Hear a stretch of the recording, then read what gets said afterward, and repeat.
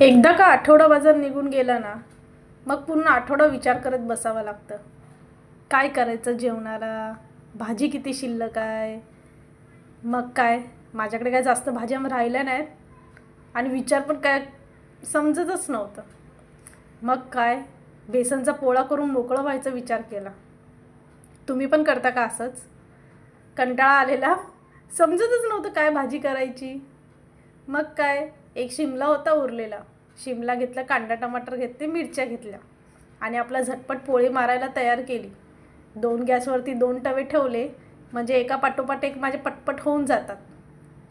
हो की नाही? तुम्ही पण करता का माझ्यासारखंच? कंटाळा आला तर बेसनचा पोळा, कंटाळा पोळा चांगलं सूट करतात दोघांना नावं. हां, पण तसे खायला पण छान वाटतात. आमच्या हॉटेल लाईनमध्ये ह्याला टमॅटो ऑमलेट बोलतात.